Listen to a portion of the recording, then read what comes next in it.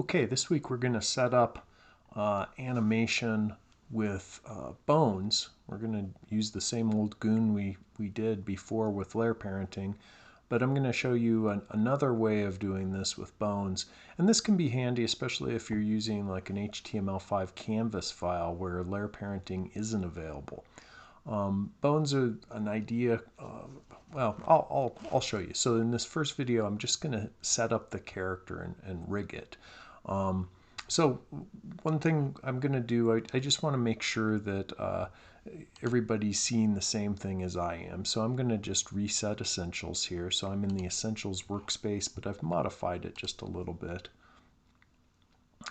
So if you see me using a tool, specifically the bones tool, then know that you're going to need to modify this workspace a little bit for that. To do that, I'm going to come down onto the toolbar. Let me just zoom in here and edit the toolbar. Let me pop back out. Notice that bones are one of the tools here, or the bone tool. I'm going to just add that up above around some of these other animation tools. So there's the bone tool, and that will take care of it. And then I'm going to go ahead and pop into this this object. So just like with layer parenting, we have to be editing inside of this object. So notice it's this goon graphic. If I double click on that, notice up above here, it shows that we are zoomed in, we are in the goon graphic, and the timeline down here represents that as well. Notice that we have all those different parts to the goon. Now, we don't really need all of this stuff. You'll see here in a second what happens as you start adding bones. One thing I want to do is I want to zoom in a little bit. So I'm going to just set this to fit in window. This is nice in case you need to scale your layers up and down. It will always give you the most available view of the entire stage. So let's come in here, and I'm going to just first of all hide the top part of this, and let's hide the torso too, and there we go. So we'll just start with the lower part, hooking that together. So I'm gonna get my bone tool. Now the way that bones work, again, these are all different symbols, right? So here's my hip symbol. So I've converted all these into symbols. So if you're making anything from a fresh start, that's an option for this exercise, is to build your own. You would just build out those objects, draw them out, and then convert them into symbols so that you could link them together. So all these have been converted into symbols. I've named them all so that they make sense. It's not as converted as it could be. I could take the toes and break that out into a separate set of symbols so that the toes would arch with the feet. But for right now, I think this will work okay. In fact, why don't we go ahead and do that, just so that you can kind of see how that would work. So I'm going to double click on this foot. Let's zoom in a bit on it. And I'm going to get out the lasso tool, and I just want to select just this section of toes. I'm going to cut that out,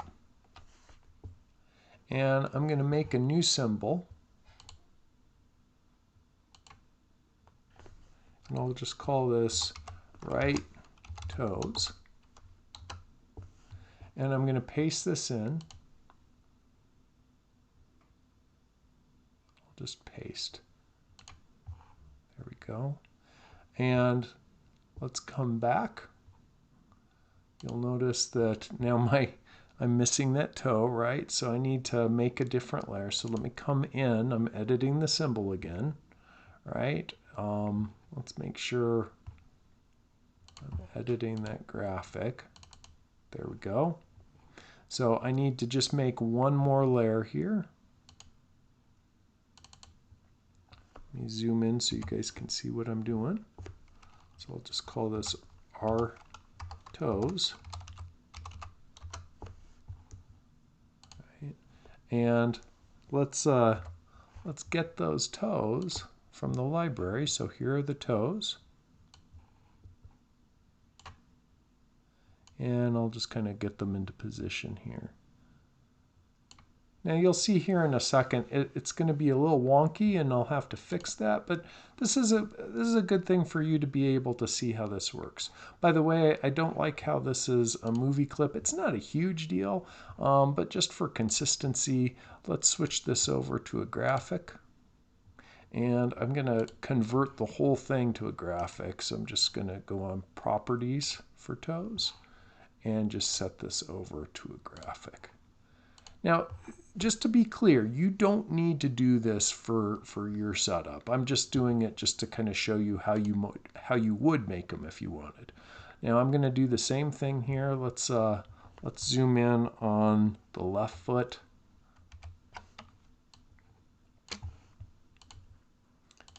So I'm editing the left foot. Notice up above I've zoomed in here. And again, I'm going to just get out the lasso tool. And I'm just kind of selecting that ridge of toes. There we go. Cut that out. And then I'm going to make a new symbol. And I'll call this left toes. And make it a graphic to start with so I don't screw myself up later. I'll just paste that in. Control V, Command V. There we go. Let's go back. Now I just need to make that layer as well. So let's go in. So I'm editing the graphic. Let's zoom in closer. Right. There's right or left foot. I'm just going to make another layer above it.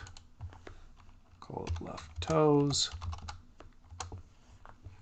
And I'll drag out my little left toe graphic. Now, what this gives me is obviously the ability to have some rotation. The problem with it is that it's going to rotate and look a little clunky. So if you're making your own setup, see like this one how it's split there. If you're making your own setup, what do? Well, I would just come in and paint these guys. So I'm going to double click on the symbol and I'm going to get out the paintbrush here. And I just want to sample this color. So I want to sample the yellow color.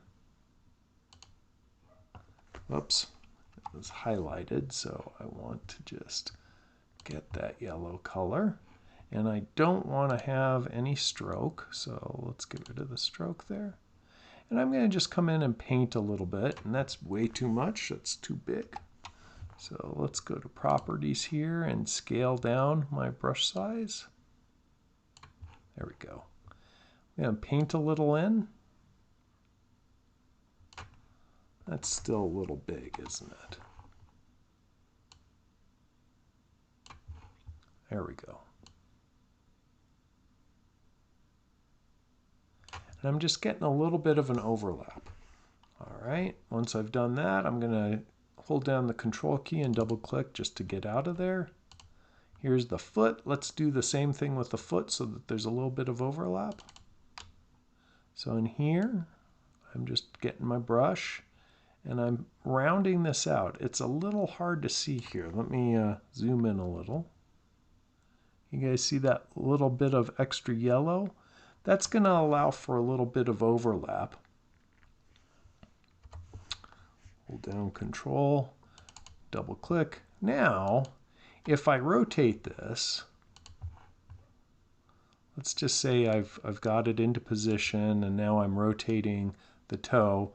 It doesn't get that huge crease in it. I'm not going to get a lot of rotation anyway, but now I don't have that big bite. The stroke along the edge is still visible as breaking, but at least the part of the foot that's overlapping is no longer doing that. So I'm going to just do that real quick here with the left foot as well. So double click, get my paintbrush, and just paint that extra little bit so I have this nice overlap.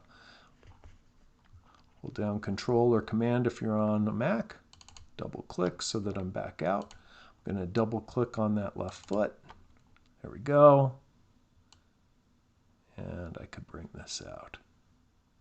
And if I wanted, I could even apply a stroke along the side here. So if I wanted this to be, really good, I could take this fill, make it black, and just kind of add a little bit of a stroke that comes along the edge here. Could probably be bigger than a pixel, but that's okay. And let's go back. And now if I rotate this, whoops, I need to change the pivot point. But now if I rotate it, I have that little bit of stroke that I put in there. And you can see that it kind of takes up for that spot. So anyway, that's the setup. The setup is just kind of doing all of these different parts. I'm going to go back into the scene here, just get this set. So if you decide that you want to make your own, you would just draw the thing out, and then you'd separate it just like I've done here. And you go in and edit those little different joints so that it looks appropriate. So I'm going to go ahead and stop the movie here. I'll make another one where I actually rig it with the bone. So just to not have this be part of that.